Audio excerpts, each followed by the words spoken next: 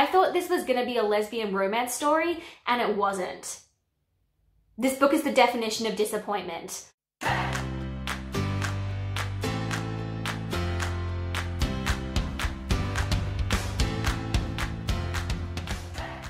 What's up, book nerds? I'm Lucky's Universe, and today we are doing, again, my month in books, aka what I read in the month of July. Please forgive the weird lighting. I shifted my room around last week and now I'm filming in a different place and it's right near a window, so the lighting's all weird. So like, let me know if this setup is okay. Like, I've got my neatly arranged bookshelf in the background. I hope that's cool, let me know. This month I read a total of 5 books, which is actually pretty good for me. Like, you can tell I'm on holidays because I've had the time to read 5 books. I have a feeling that next month, once university starts and also I'm going back to work, I'm probably not going to be reading as much.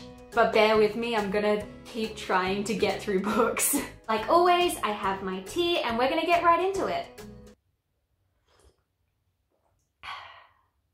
Nice. So the first book I read was Glass Sword by Victoria Aveyard. This is a dystopian teen fiction novel. It's the second book in a very popular series, the Red Queen series. I read the first book a couple of months ago, and my friend who has the rest of the series was kind enough to lend me her copies, but I can't say I was impressed. The first book was fine. I kind of saw it on the same level as The Selection. Like, the writing wasn't great, the characters were kind of underdeveloped, but like the romance was cute, so like I kind of enjoyed it. However, the second book just got worse. So far, I don't hate this series. It's just that I'm not a fan of dystopian teen fiction. I've spoken about it before. I feel like the plot is very overdone at this point, and this, to me, this series is just it's a very typical dystopian teen fiction, and for me to enjoy dystopian novels, there kind of has to be something different about it, but this was kind of just same old, same old. I think I rated this book like 2 stars. I just didn't enjoy it as much. There was more action, which was probably the only reason that I kept reading. The chemistry between Cal and Mare improved, although it doesn't hide the fact that there was no foundation for it. I did a short 1-minute review on TikTok about the first Red Queen book, and I talked about how there was absolutely no chemistry between Mare and Cal. They had like 3 conversations and suddenly they were kissing, and I was like, when did this happen? So yeah, there's just a lot of stuff in this book that I can't ignore, and to me it was just boring and uneventful, and I'm gonna have to force myself to finish the series.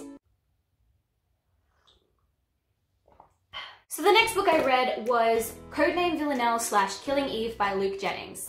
This is the book that started the whole Killing Eve TV show. I've never seen the TV show, but I saw like snippets and bits and pieces just online that seemed really interesting, so I thought I would start reading the books and then maybe watch the series later. I think, if my memory serves me correctly, I rated this book 5 stars.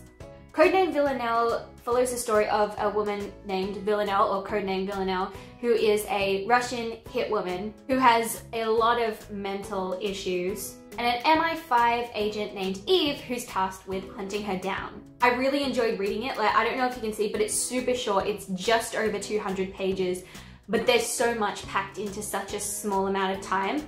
The book switches between Eve's perspective and Villanelle's perspective, although we mainly stay with Villanelle for the duration of this novel. The writing was really blunt and to the point, but I actually really liked that because I think it reflected Villanelle's mental state. Like, she is very blunt, to the point, matter of fact, doesn't give a shit about anyone. Since we spent most of the time in the novel with Villanelle, I got really attached to her. Like, I was really interested by her whole like mental makeup.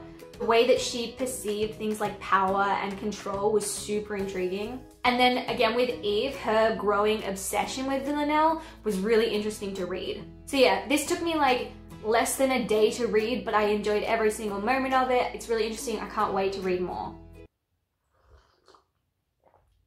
The next book I read was 1,000 Paper Birds by Tor Udall. The main setting for this novel is the Kew Gardens. This story is very hard to explain because it's kind of intricate. There's about 3 to 4 main characters, and their stories all interlock through this woman named Audrey who has died prior to the beginning of the novel. I didn't expect to enjoy this book because I'm usually not an adult contemporary kind of girl. There's a lot of intimate language in this book, which again, usually not a fan of. But I think the difference with this is that it was actually making a point in the story, like the sex was supposed to be there, it had meaning, therefore I was fine with reading it. And just the imagery in this book was really cool.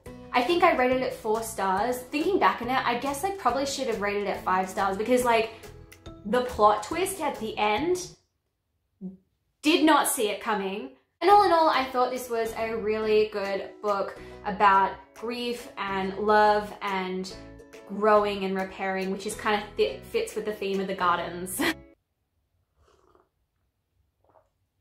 The 4th book I read I actually don't have with me because I had to return it to the library. Someone took out a hold on it. But at the time that I'm filming this video, I should have already released my review, which is on A Curse So Dark and Lonely by Bridget Camera. I say it like camera, I think that's how you're supposed to pronounce it. Anyway, I've released a review / analysis on that book, so if you want to check that out for a more in-depth discussion of the reasons why I liked this book, then go check that out. I'll tag it up here somewhere. I thought I was probably gonna find this novel really cheesy because it was a fairy tale retelling.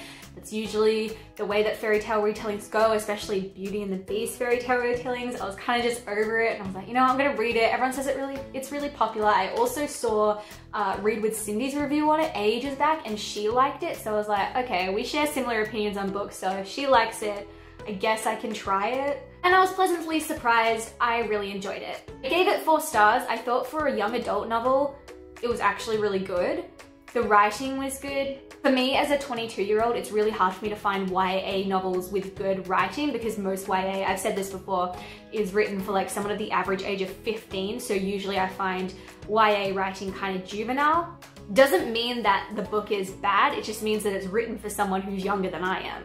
With A Curse So Dark and Lonely, the writing wasn't awful, it kept me engaged. I really liked the female protagonist. She's one of the more enjoyable female protagonists that I found in YA. There are a couple of things that got to me, like I feel like this book had a lot of missed opportunities. There were tons of places where the author could have subverted the original fairy tale and they just didn't. I don't like the way that there's an alluded love triangle between the main female protagonist, her current love interest, and the current love interest's friend, because I'm just really bored of YA love triangles. I just find them annoying and I ship the main couple, so like I don't want the female protagonist to have anything to do with the other guy. Like he can go away. He's ruining my fantasy story. And the last book I read was The Boy with Blue Trousers by Carol Jones.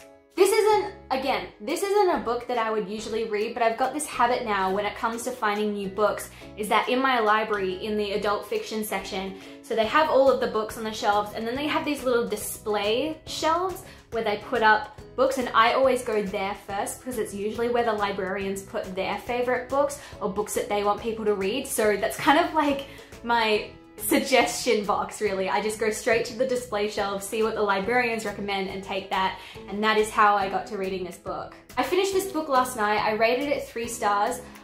I would have rated it 4 stars if the last 100 pages hadn't happened. This book switches between 2 perspectives. One is a girl named Little Cat who lives in the mulberry groves of the Pearl River Delta in China, and Violet Hartley, who has just come to Australia from England. So obviously, 19th century Australia, we're in the middle of the gold rush. Little Cat murders her village's headsman. He's like the president, basically. And so she has to run away. She runs away to Australia so she can mine for gold to send back to her family. Because her older brother wants to marry this girl, but their family doesn't have enough money, so Little Cat's like, we're gonna run away, we're gonna go to Australia, we're gonna get some gold, and you'll have enough money to marry this girl. And Violet, already in Australia, is just trying to marry someone. She got into some trouble in England, it gave her a really bad reputation, so she ran away to Australia. She was a governess for this house, but then once they found out about her reputation, they threw her out, and she's just trying to find a man to get married so she has some kind of security. And yeah, so the book just switches back and forth between their perspectives. Little Cat is also being hunted by the son of the man that she killed. And this book was super interesting until the last 100 pages. Like reading the blurb, the way it was talking, I thought this was gonna be a lesbian romance story, and it wasn't. This book is the definition of disappointment. The two characters, Violet and Little Cat, didn't even meet until I was nearly finishing the book, and even then they barely interacted at all.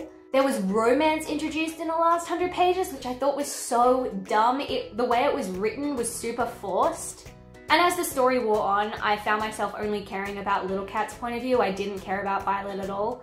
Violet's kind of a bitch, but like I understand why she's a bitch, so I can't hate her, but it doesn't mean I liked reading about her. I thought the ending was kind of unresolved. I didn't understand how all these loose ends suddenly became tied up.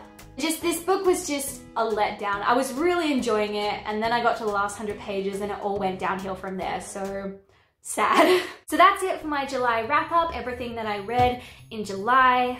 I write reviews for most of the books that I read on Goodreads, so if you want to check that out, I'll link it down below. If you don't already follow me on TikTok, go check that out. I post some pretty cool stuff on there. I'll also leave a link to my Twitter below and my brother's Twitch because I'm the best sister ever. So I'm gonna finish drinking my tea now. Thanks for listening, and I'll catch you later.